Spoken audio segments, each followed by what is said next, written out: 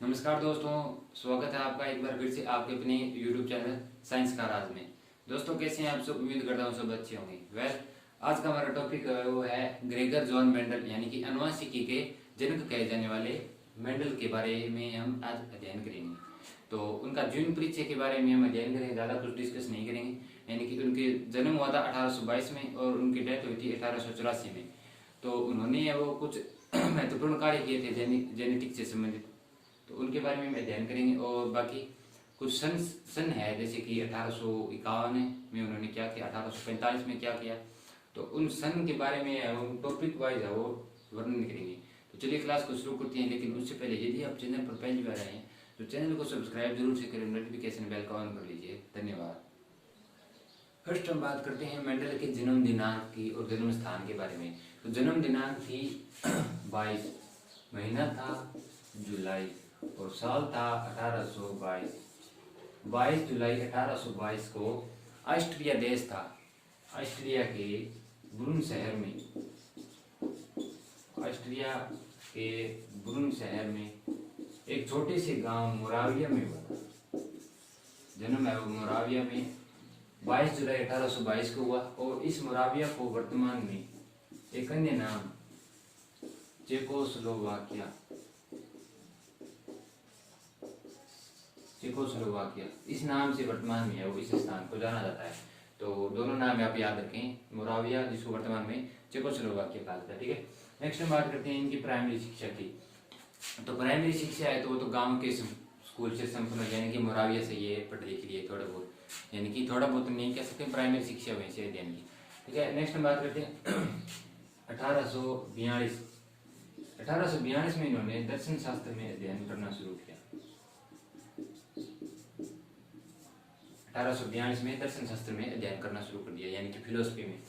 Next 1843 के अंदर 1843 में इन्होंने क्या किया, इनको जो ब्रुन शहर था उसका जो चर्च होती है वहाँ का पादरी बना दिया गया, यानी कि फादर बना दिया गया। तो फादर का पद ग्रहण किया। और इसी सन में यानी कि 1843 में ही मेंडल को है वो ग्रेगर की उपाधि मिली। इनको ग्रेगर जॉन मेंडल कहा जाता है। तो ग्रेगर की उपाधि है वो, जब ये पादरी बने थे ना चर्च के, वहीं पर इनको ग्रेगर की उपाधि दी गई थी। ठीक है, नेक्स्ट है 1851। ये सन आप याद रखें, ये बहुत इंपॉर्टेंट पूछे जा सकते हैं। मेंडल के जीवन परिचय में जो सन है उसी के आधार पर प्रश्न पूछे जाते हैं। जैसे कि 1842 में क्या किया, 1843 में ऐसा पूछ लिया जाता है। ग्रेगर की उपाधि कब मिली, तो 1843 में मिली, इस प्रकार से पूछे जा सकते हैं। और नेक्स्ट टॉपिक है 1851 में क्या हुआ। 1851 में मेंडल ने जो मैथमेटिक्स होती है, गणित और सांख्यिकी, और प्राकृतिक विज्ञान,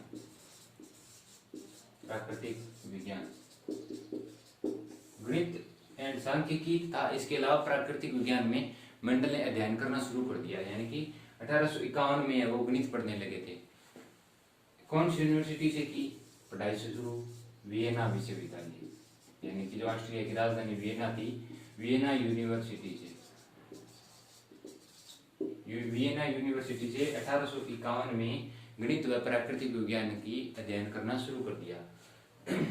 नेक्स्ट सन है 1853 में इन्होंने वो जो ब्रुन का मॉडर्न स्कूल था वहां पर पढ़ाना शुरू कर दिया, यानी कि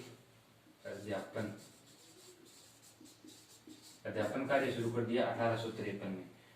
तो मेंडल के जो सन होते हैं ना, 1851 में क्या हुआ, 1853 में क्या हुआ, आगे और सन में आएंगे, तो इन सनों के आधार पर ये प्रश्न पूछे जाते हैं।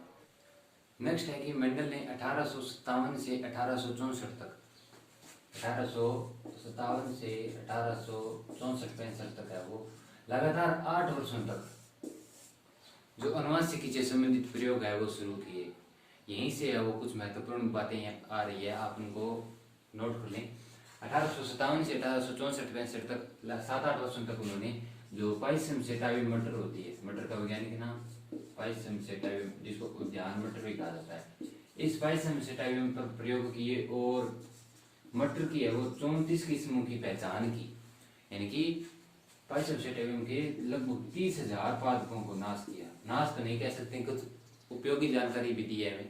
तो 30,000 पादपों का प्रयोग करते हुए मटर के पादपों की और 34 किस्मों की पहचान की। और इन 34 किस्मों से अपने लिए वो 22 किस्मों का उपयोग किया। यानी कि मेंडल ने 34 किस्मों की पहचान करते हुए 22 किस्मों का अपने लिए प्रयोग किया और इन 22 किस्मों पर अध्ययन किया 8 वर्षों तक। और जो अनुवांशिक लक्षणों के संचरण की इकाई या अनुवांशिकी संचरण की यूनिट या इकाई, इसको है वो मेंडल ने क्या नाम दिया था, आपको पढ़ लिया होगा आपने अभी तक, कारक कहा था। इस कारक को वर्तमान में जीन कहा जाता है और जीन शब्द है वो जॉनसन ने दिया था, हम बाद में पढ़ेंगे। जॉनसन ने वो जीन शब्द दिया था। यानी कि अनुवांशिकों के लक्षण या अनुवांशिक लक्षणों के संचरण की इकाई को मेंडल ने कारक कहा था और उस कारक को वर्तमान में वो जीन कहा जाता था, जो जॉनसन के द्वारा दिया गया शब्द है। तो अनुवांशिक लक्षणों के संचरण की खोज है वो मेंडल ने कर दी थी। पहले इनको नहीं माना गया था, जब उन्होंने कहा था कि जो लक्षण है वो हमें माता पिता से मिलते हैं, तो जो धार्मिक कारक थे उन्होंने इन को है वो सपोर्ट नहीं किया। इनको ऐसा कहा गया कि यह धर्म में है वो पाखंड ऐसे कर रहा है, तो नहीं हुआ ज़्यादा कुछ। और उसी समय एक डार्विन की जाति की उत्पत्ति है वो चल रही थी, इसीलिए भी उनको इन मेंडल को वो इतनी ख्याति नहीं मिली। ठीक है, नेक्स्ट है टॉपिक कि 1857 से 65 तक तो प्रयोग किए। तो इनका प्रकाशन है वो 8 फरवरी से 8 मार्च 1865। 8 फरवरी से 8 मार्च 1865, सॉरी थोड़ी बोलने में दिक्कत हो रही है। 8 फरवरी से 8 मार्च के बीच में है सन था 1865। मेंडल ने वो अपने प्रयोगों का प्रकाशन किया, यानी कि अपने प्रयोग है उनसे क्या निष्कर्ष हुए वो जनता को बताया 8 फरवरी से 8 मार्च को। और उनका प्रकाशन जो ब्रिटेन की वार्षिक पत्रिका थी, वार्षिक पत्रिका नाम था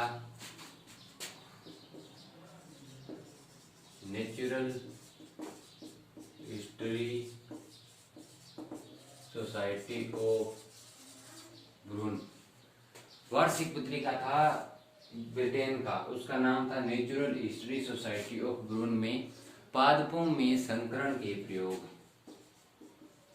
पादपों में संकरण के प्रयोग, इस नाम से है वो मेंडल के प्रयोग जो उन्होंने इस समय अंतराल में डिस्क्राइब किए थे, जनता को बताए थे, वो है वो ब्रिटेन की वार्षिक पत्रिका में पादपों में संकरण के प्रयोग नाम से प्रकाशित हुए।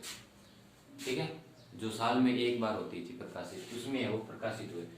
और जो जर्मन भाषा थी, यानी कि ऑस्ट्रिया और जर्मनी है वो एक साथ थे, तो जो जर्मन भाषा थी उसमें वो वर्ष यूट्यूबर पी लैंडन हाइब्रिडन, इस नाम से है वो प्रकाशित हुए जर्मनी भाषा में सर्वप्रथम।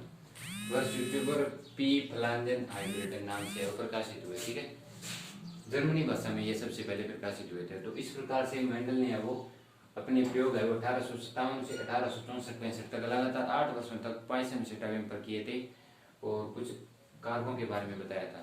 और मेंडल की डेथ है वो 1884 में, किडनी से संबंधित बीमारी थी इनको, तो 1884 में वो मेंडल की डेथ हो गई थी। तो इस प्रकार से मेंडल का जीवन परिचय है वो कंप्लीट होता है। यार आज बोलने में दिक्कत हो रही है, छाले हुए मुँह में, इसीलिए इसे कोई वीडियो नहीं बना रहा हूँ। तो सोचा आज बना देते हैं छोटा सा टॉपिक मेंडल का जीवन परिचय। इस प्रकार से मेंडल है वो 1822 में जन्मे और 1884 में अपना काम कर गए। तो मेंडल की तो डेथ है वो 1884 में, किडनी से संबंधित कोई बीमारी थी, वृक्कशोथ थी, तो उसी के कारण हो गई 1884 में। परंतु उसके बाद 1900 में 3 वैज्ञानिक थे अलग अलग देशों के, उन्होंने वो अपने अलग अलग मत प्रस्तुत किए थे, परंतु लास्ट में वो एक ही निष्कर्ष पर पहुंचे। जो मेंडल है वो उनसे कुछ साल पहले 1865 में पहुंच चुके थे। तो वो वैज्ञानिक कौन से थे उनके बारे में भी चर्चा करते हैं। तो हॉलैंड के थे डिवरीज ऑस्ट्रिया यानी कि जिस देश से मेंडल थे वहीं के थे, एक ऑस्ट्रिया के एरिक वॉन शेरमेक और ऑस्ट्रिया के पड़ोसी देश जर्मनी के थे कार्ल कोरेंस। तो इन तीनों वैज्ञानिकों ने वो अपने अलग अलग प्रयोग करते हुए लास्ट में वो एक ही निष्कर्ष पर पहुंचे, जिस पर मेंडल है वो कुछ 1865 में वो पहुंच चुके थे।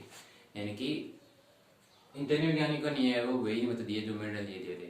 तो इन तीनों वैज्ञानिकों से है वो कुछ शिक्षा लेकर गवर्नमेंट ने 1902 में मेंडल का वो मृत्यु के बाद में है वो मरणोपरांत है वो नोबेल प्राइज दिया गया था। Nobel prize. तो यहाँ पर एक और क्वेश्चन आ जाता है, मेंडल को नोबेल प्राइज कब दिया गया था? 1902 में। पोलैंड के हुगो डिवरीज, ऑस्ट्रिया के एरिक वॉन शेरमेक और जर्मनी के कार्ल कोरेंस, इन तीनों पर विश्वास होने के बाद में वो मेंडल को मरणोपरांत नोबेल प्राइज दिया गया था। तो यहाँ पर एक दो प्रश्न और आते हैं, उनके बारे में भी चर्चा कर लेते हैं। जेनेटिक्स के जनक, जेनेटिक्स यानी कि अनुवांशिकी के जनक मेंडल।